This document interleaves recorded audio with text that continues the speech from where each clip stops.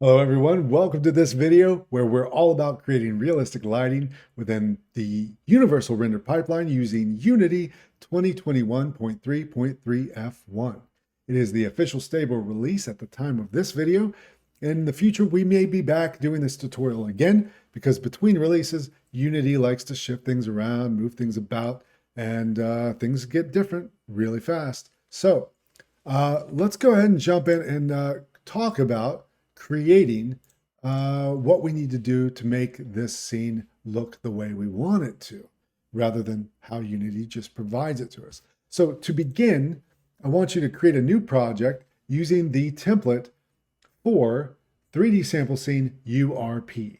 So I've already got one started, and once you're loaded up, your screen should look like mine. So the first things first, I'm going to take my face off the screen so we have an unobstructed view of Unity itself. So goodbye, Rick. Goodbye, Rick. All right. The other things I want to clear off of the interface are things that are not relevant to our video. So I'm going to right click on this perspective widget. Same thing for this. Hide those. Great. The other things we want to do, we want to get rid of a lot of these components. We want to start from scratch. So first thing I'm going to do, I'm going to go ahead and shrink down the size of the 3D icons so they're less obtrusive. So I'm going to expand sample assets. I'm going to select light probe group and reflection probes, delete them from the scene. We're going to get rid of the post-process volume and the directional light. Ooh, you know what? There's also under props, a construction light. Let's get rid of that. Now we're okay. So I want you to go into Window, choose Rendering Lighting. That's going to open up a lighting tab. Dock that over next to your inspector. And we're going to change a few things here as well. So we're going to replace the sample scene lighting setup that comes with the sample scene by creating new. And we are going to turn off baked global illumination. Real-time global illumination is already off. Now, the other thing we want to do is under at the bottom of the tab where it says generate lighting, we want to clear the baked data because we don't need to hold on to anything. Now, switch over to environment within the lighting tab. And let's get rid of our skybox. And let's also change environment lighting ambient color to the deepest of blacks. And let's turn under other settings, let's turn fog off. We should have a completely dark set at this time. So once the shader is recompiled, we have what we thought we would have. Perfect. Complete darkness. Like my heart sometimes.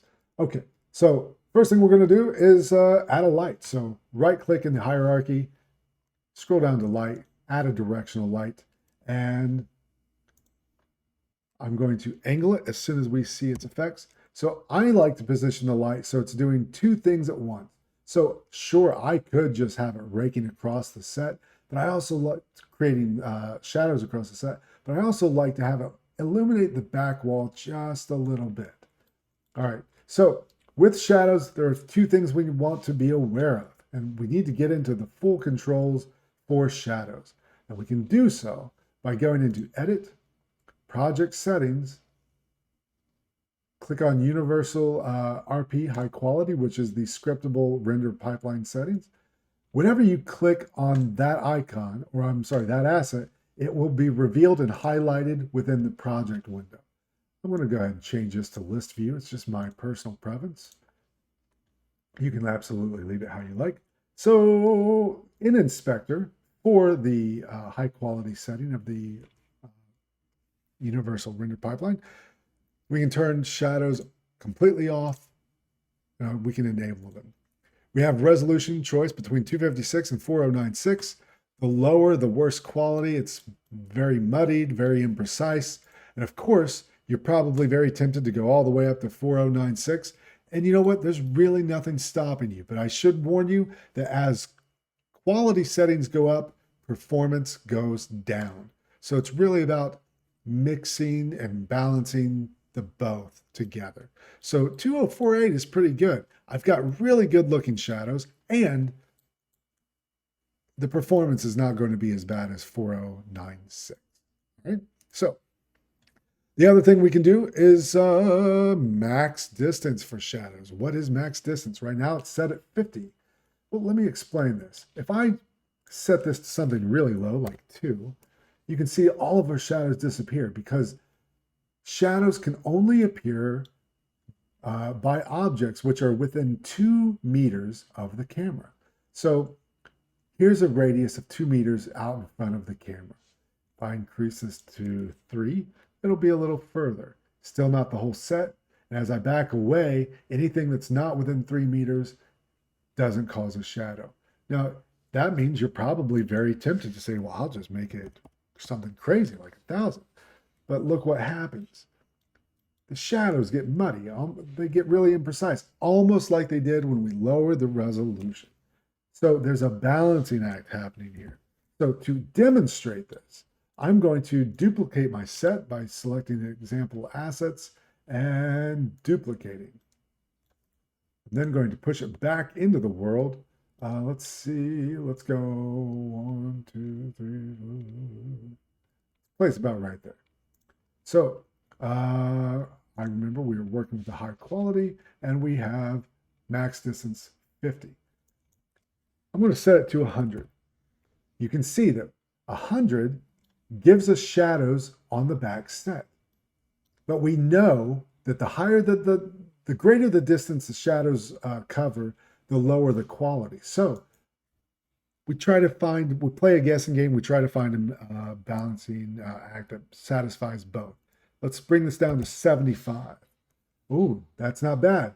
75 gives us, let me turn that alarm off. 75 gives us better quality on the foreground shadows while still maintaining the shadow presence in the back, which means anything that exists between the two is also going to create shadows. That's great if you're building a larger world. But we've got such a tiny set that I don't need that back set to be around, which means I'm going to lower our max distance back down to 50 to give some better shadows. Now, the next thing we need to do, we're missing a sky. We're missing an environment. Where do we get an environment? So what we're going to do is in the project window, we are going to right-click, create material. I'm going to call this my procedural skybox material.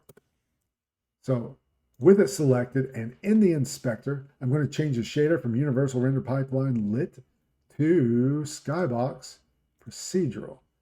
I'm going to go into lighting, and where it says Skybox Material, I'm going to assign the new material right in there. You can see that we now have an environment. That's great. Here's the beautiful part about a procedural sky. As we rotate the direct light, the directional light, the sun moves with it. As the angle dips below the horizon, we get a twilight. We can have a sunrise or a sunset or high in the sky, right? Pretty good, pretty great. The problem with procedural skies is that they're flat. There's no detail. There's no clouds. There's no texture. Now, sun source, we can also, right now it's missing the light. We can plug directional light in. To be honest, I find that just as you saw before, even if you don't plug it in, it still follows the directional light around. Maybe it's different if you have multiple lights, and maybe that's what it's for. If I had 2 or 3 of these things acting in opposition, maybe you need to define one as your sun source. So that might be why that exists. All right, let's talk about how we get a sky that has some texture. Well, we do that by using an HDRI. And to do that, we need to use a cube map or a panoramic skybox. So we're going to create new materials for each of those. So in the project window, we're going to right click and create a new material. I'm going to call this my cube map skybox material. Perfect. So you can get these. Let me pull up my browser and show you. So go to Polyhaven. You're looking for Polyhaven HDRIs. You can find them simply HDRIs, textures, and models once you arrive at the site. You can just do a Google search for Polyhaven HDRIs and it will take you to the right place. All of these are free. So they've got many categories from outdoors, indoors, studio, sunrise, sunset, night. You pick what's right for your project. I've already done so. The only settings you need to worry about when you're downloading is the resolution between 1K and 24K and format, HDR or EXR. I use EXR and it's just fine. You can go with 4K and that'll give you a beautiful look. You can go higher or lower depending on what you need. But so, like I said, I've already downloaded mine. I'm going to drag it into my project window now. Unity is going to load her up. And then we're going to plug it in. And I'm going to show you how to convert the HDRI into how you can use it with a cube map skybox. So first things first, we need to change the shader just like we did before. We need to change the shader from Universal Render Pipeline Lit to Skybox, and this time we're going to choose a cube map.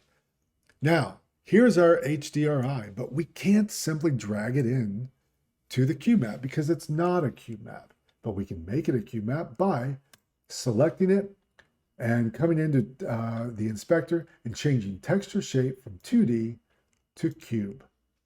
Scroll down to the bottom, hit apply. Now you'll notice that when you first imported the HDRI, it's represented as an icon of an image because that's all it is. But as Unity converts it into a cube map, this icon will change from a standard image into what looks like an unwrapped cube. So that's what we're waiting on, and here it is. We have the same HDRI, and it is now an unwrapped cube. So let's go into our cube map skybox material, grab our newly created cube map, plug it in, and it slots in perfectly. So let's go into Unity, into the lighting tab, and drag our cube map to replace our procedural. So there we have it. Now we have an environment and a sky that is more realistic looking. However, there's a few things we can change. So right off the bat, select your cube map skybox and go into inspector, and you can change the tint color. So right now off the bat, it's a very neutral gray. But what if you wanted your cube map to be more of like a golden wheat field? So you could turn this, rotate it up to some orange, and then bring it away from that gray. And there we go. So now it's more of a golden hue, amber color. So that's great. The other thing we need to watch out for is when we click on our directional light, we know that our sun should be right here, right? Our shadows are coming in from this direction. Our sun is here, and it's shining this direction. And yet, our sun seems to be way over here. That doesn't make any sense. So we can fix that by going into the cube map in the inspector, and we have our rotation parameter. So simply just rotate that around until it makes sense for your scene.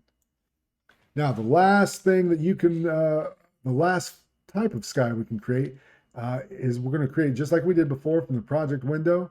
Right click, create, go to material, and I'm going to call this my panoramic skybox material.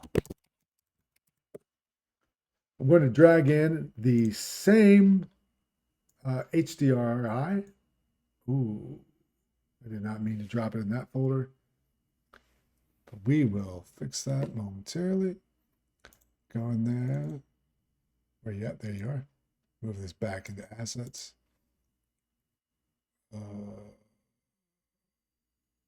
Keep up with this. I'm going to have to rename that though. But remember, we can tell which is which because they're going to have those different icons. So select the panoramic skybox material. We're going to change the shader one last time from Universal Render Pipeline Lit to Skybox and Panoramic. Now, here's the beautiful thing about Panoramic. You do not have to convert your HDRI into a cube map. So I am, however, going to warm up that color just like we did for the cube map. And now I'm going to go into lighting. I'm going to drag Panoramic to replace cube map. So there we have that. And our sun is probably in the right place, but that's just because we got lucky. So if it didn't work out that way for you, then what you can do is select on your panoramic, go into inspector, and again, adjust that rotation until it makes sense for your scene.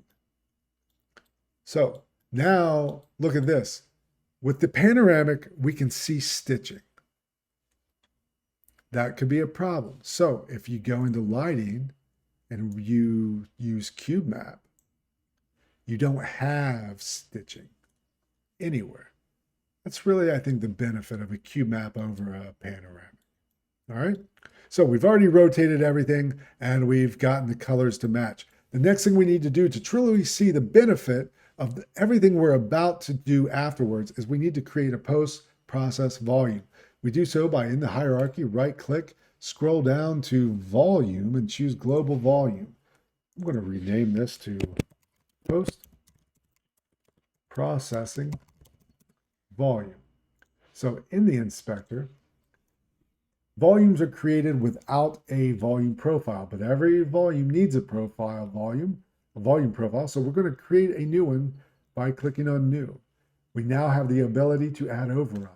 First override we're going to add is post-processing. Scroll down to tone mapping. I'm going to turn this on, and right now it's none, but we want to use ACES or ACES, which is a very cinematic filmic color response and light response. So without it and with it, quite the difference. Beautiful. So while we're here, we're going to go ahead and add another post-processing effect, which is bloom. So we're going to turn all of these settings on by toggling none to all, but you'll notice that nothing happens. That's because by default, intensity is set to 0. So we're going to crank that up a little bit, and you can see that the bloom happens, especially over here in the sun, right? So that's beautiful. So what about threshold? This is the other setting that you're going to want to think about. So think of threshold as the floor. 0 is the floor, meaning as I turn the bloom up, everything in the scene will bloom a little bit because the threshold is so low that it accepts everything in the scene. As your threshold goes up, the darker parts of your scene stop producing bloom. Only the brightest parts of your scene will bloom. So that's how you utilize threshold. So I'm going to drop this back down to 0.9. I'm going to drop the intensity down as well because we don't need anything overly crazy. Just kind of play it by eye. All right, so there we go. So now, let's look once again at the realm of shadows. Look at the tools on this table. Look at the legs on the ground. There's no contact shadows or what's called ambient occlusion. And we can create ambient occlusion by going into Edit, Project Settings, select Universal Render Pipeline, High Quality. That's it. It's going to be highlighted in the project window. And now go into Inspector for the settings for your Universal RP High Quality. And I want you to go under Rendering, Renderer List, Universal Renderer. Select that. It's going to be highlighted in the project window. Click on that to open it up in the inspector. Now I want you to scroll down, look at the bottom of the list for renderer features where it says no renderer features are added. We're going to add a renderer feature. We're going to scroll down for screen space ambient occlusion. Unity is going to do its thing. I'm going to go ahead and unfurl the options so we can see what we're working with. And already, let's look at this scene view without That's what we had before. And with, without and with. Perfect. So I'm going to clear these. They're unnecessary. So here are the settings that we have. Intensity, radius, and sample count. Radius. The further out, it gets strange. It gets muddy because contact shadows should be close to the items that are creating them. Intensity, as intensity goes up, it gets darker, right? So that's how those will work for you. I'm going to leave those at the default. So intensity 3, direct radius 3.5, because radius, a little goes a very long way. Now, let's look at sample count. Default is 4. As we dial it up to 20, ooh, starts to look really good, especially in areas like this. But remember, as quality goes up, performance goes down. So it's about finding a happy balance. So let's look at this in a place where it really makes a lot of sense, which is over here on our paint buckets. So look at this area right here on this paint bucket, and you can see that this is a sample count of 4. Keep your eyes right here as I dial up from 4 to 20. 20 really smooths it out. 4 is a little blotchy, 20 looks great. But again, it's about finding a balance. So what if we split the middle, split the difference and go with a 10? Looks pretty good. I'll accept that. I buy that. So now we have ambient occlusion in our scene. Some extra realism adds weight to materials. Next thing we want to do is add a reflection probe to our scene. So in hierarchy, right click, scroll down to light, scroll down to reflection probe. And reflection probe is in the back here. So I'm going to bring it forward and bring it up. Looks about right. All right. So first things first, reflection probes will only affect areas that are within their bounding box. And within their bounding box, we have, within Inspector, you can scroll down box size. So as you move the box size, you can change the shape and the distance for all of the directions. So we're working with a very tiny set, so we don't need this to go far. That 10 is going to be just fine, but you can adjust that to fit your map. But what we need to do is bake this light map. We can tell it's not baked because it's just a flat gray sphere. So go into lighting, scroll down to the bottom where it says generate lighting. You can do one of two things. You can bake reflection probes, or we can generate lighting. I'm just going to generate all of the lighting, and you can see that our flat gray sphere has now changed into a beautiful chrome reflection sphere. All right, so now let's look at our world with and without the reflection probe. It's without, it's with, without, and with. All right, so pretty good. Intensity, you can dial those up, dial it down any which way you want. So we'll leave that there. And what else? Oh, let's get into post-processing volume, add a bit more things. So I'm going to close tone mapping, and I'm going to collapse bloom. We're going to add, again, this is on the post-processing volume. We're going to add another override, post-processing, and we're going to choose shadows, midtones, and highlights. If you're familiar at all with any video production or color grading software suites, this will look very familiar to you. If not, what this is, we're going to go ahead and activate everything by turning all on. We are now able to, we're given 3 color wheels, one for shadows, one for midtones, one for highlights. This allows us to tint the color for specific areas within our project. So shadows, in a filmic sense, are often a little cooler than the rest of an image. And the highlights, Well, we can make those a little more. All right, so there's that. Let's also, let's add a vignette. So add another override, process. Let's go with a vignette. We'll hit all. Nothing happens because just like with Bloom, the intensity by default is set to 0. So we can ramp that up.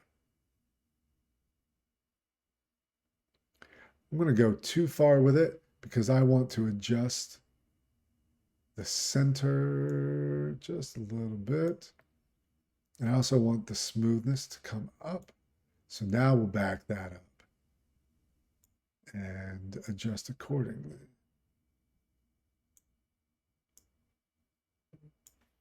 All right, so there's that. I am going to silence all of the alarms that are just going off like crazy. So the one thing that I don't know that I'm terribly happy with, let's see, color of the directional light.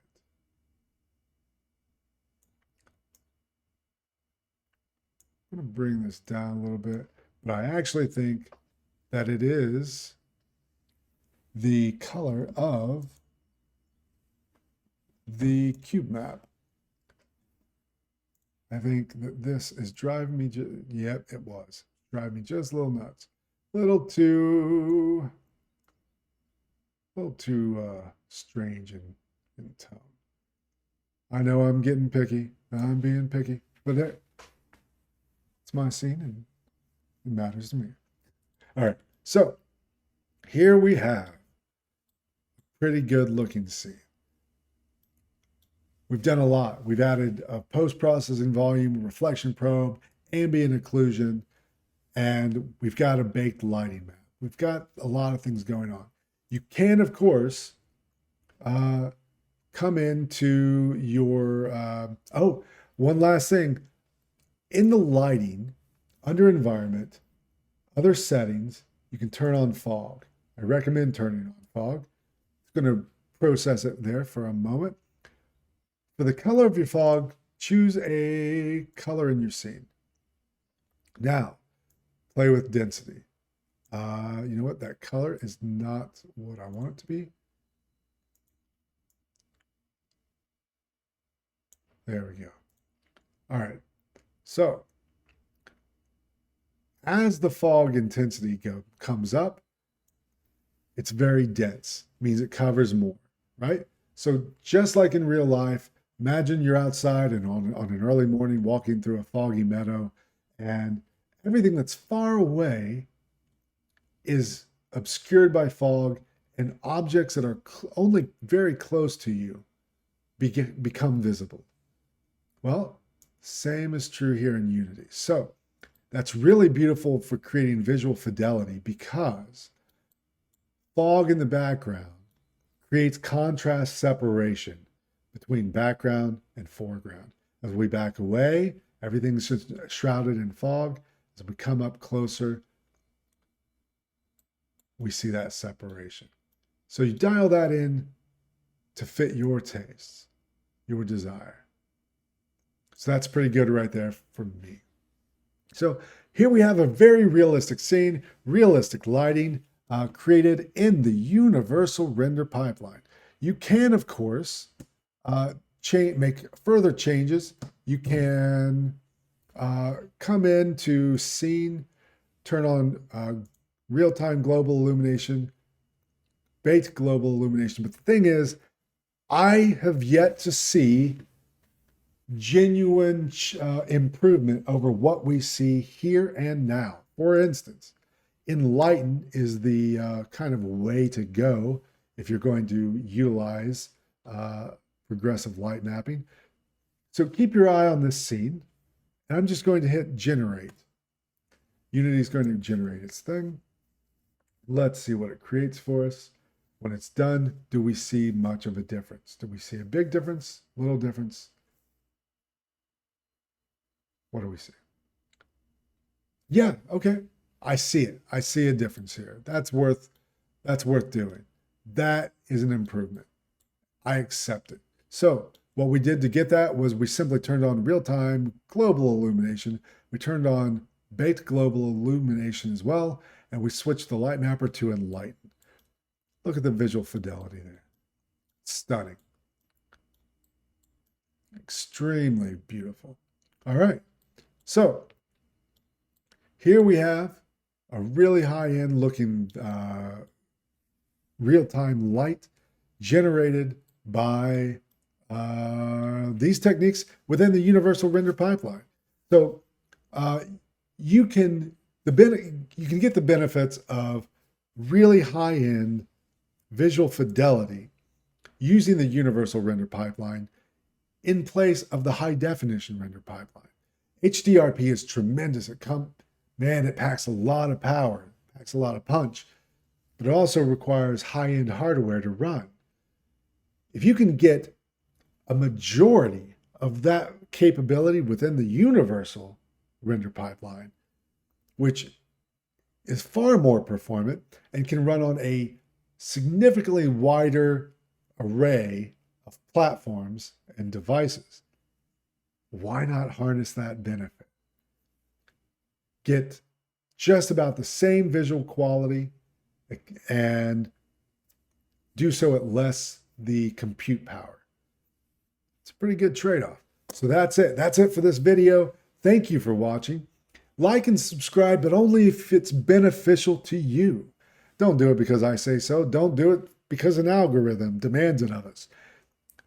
I only want you to like and subscribe to any of my videos to my channel if you find yourself making repeat visits. If you find yourself coming back to me time and time again because I save you from headaches, I save you from frustrations, I save you from time wasted, well, that's a lot of benefit. If that's the case, by all means, please do subscribe and like. But otherwise, go about your life. You don't need any more bells and whistles coming at you if it's not beneficial to you. So that's it. Thank you for watching. This has been realistic lighting and global illumination in the universal render pipeline for Unity 2021.3.3 F1. I'll see you in the next video. Thanks for watching.